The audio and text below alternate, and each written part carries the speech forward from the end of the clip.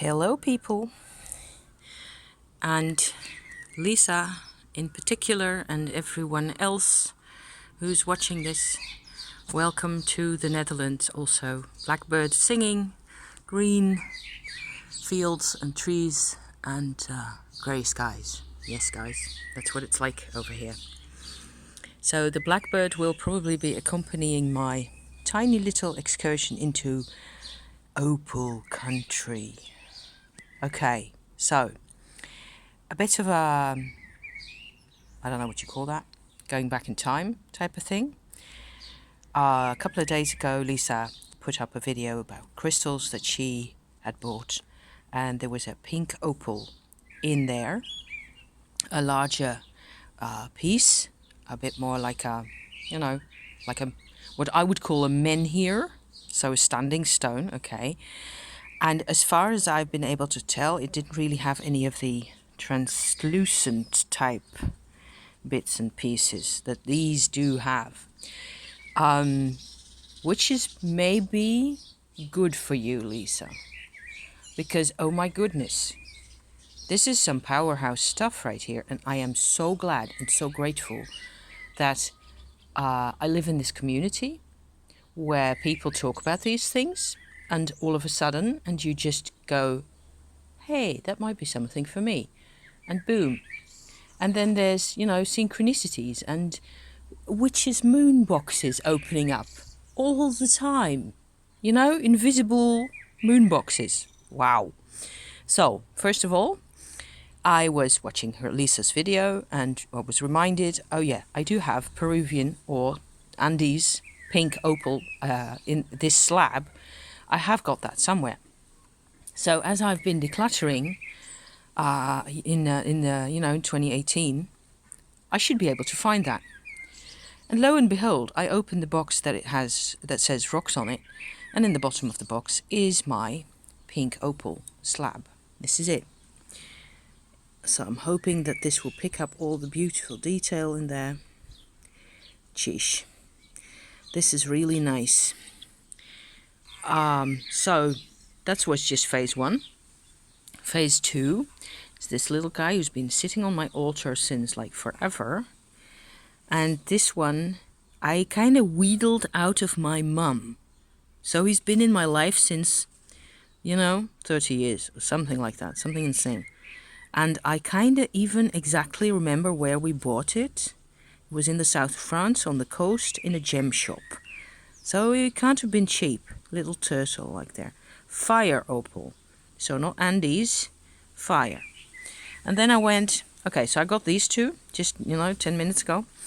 And then I go, okay, I know I've got several more opals. Where are they?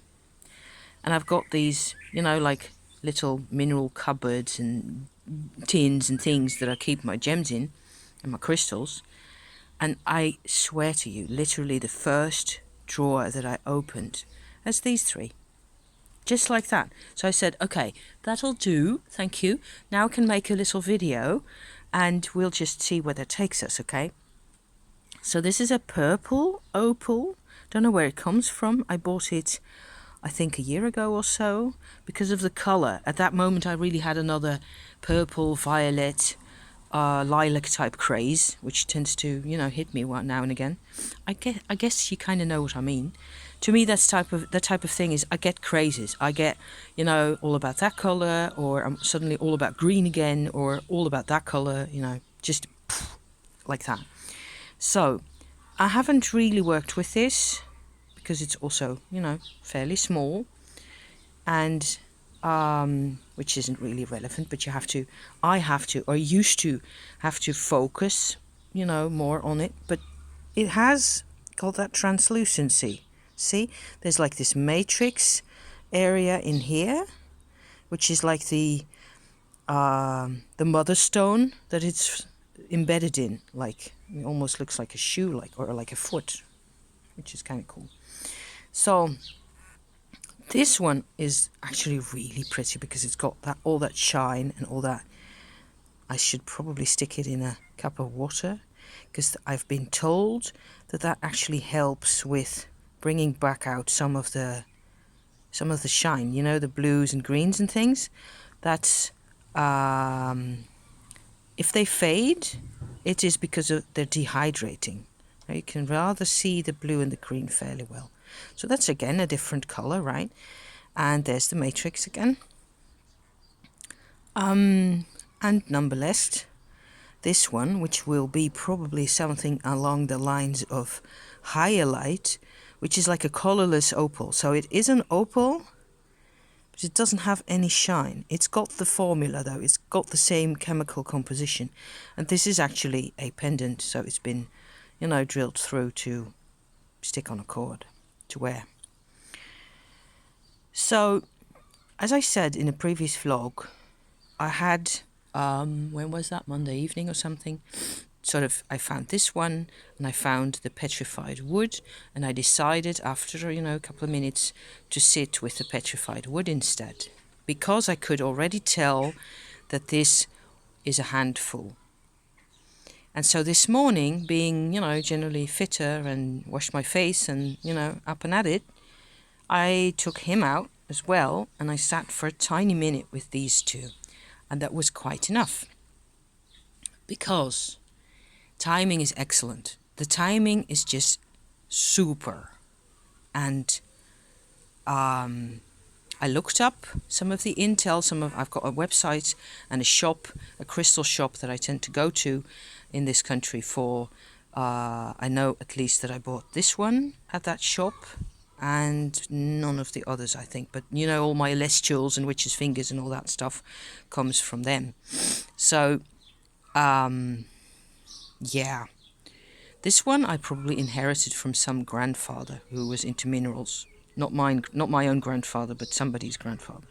Isn't that just too pretty? However, yes, so the website that I looked at for the intel, after I sort of figured out what it felt like for myself, what I felt was it is really fiery. It is a lot more. There's a difference between those two. These three I haven't really sat with yet so as to tell the difference. So maybe I will, and then I will tell you about it at some point. But this one is kind of brighter in feeling than this one, but they are very similar.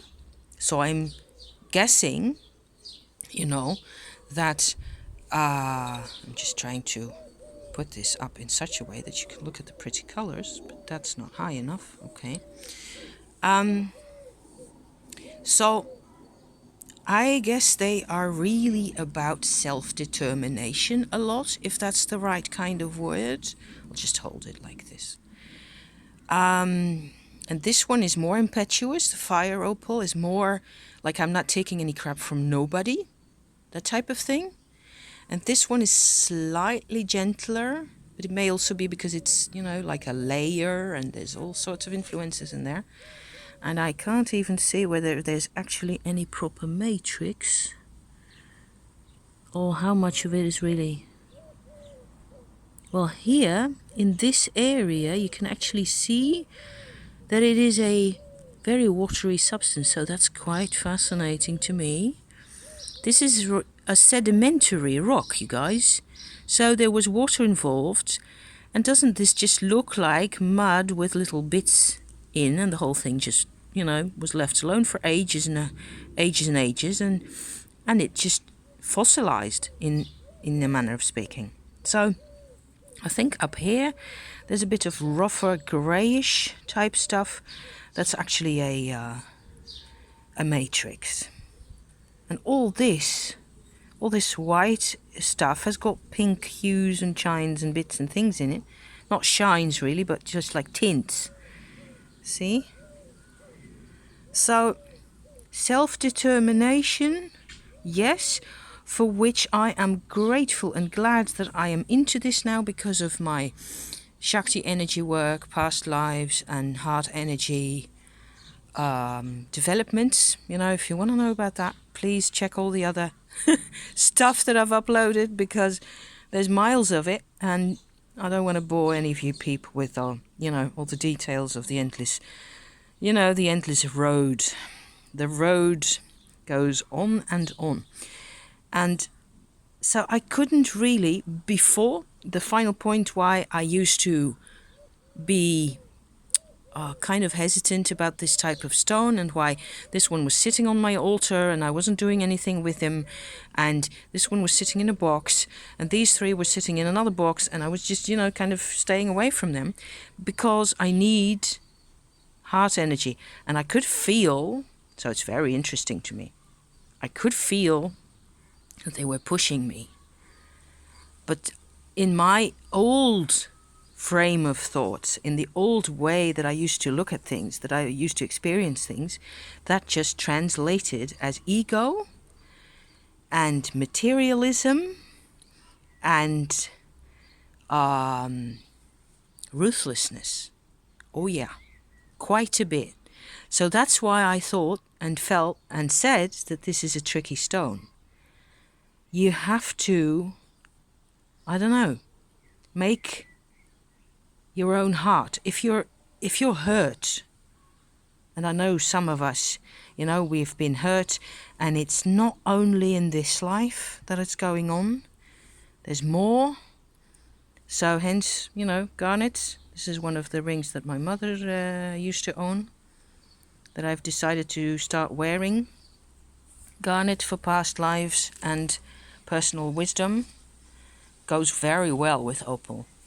And on the other hand, see, that is the ring, and it actually does have another opal right there, and two little pricey, I think. Ooh, see the blue and the top one?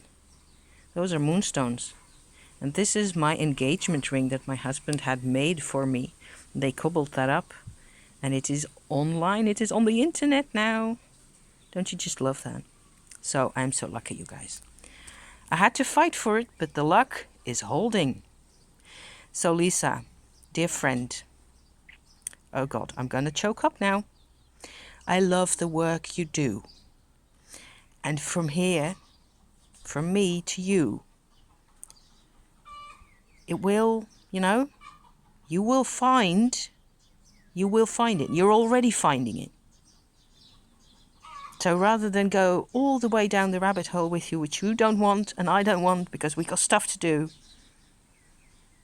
I just, want to give you a hug right from here.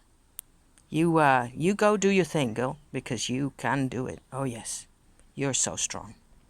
Bless you all. Thank you so much for watching. See you soon. Bye bye.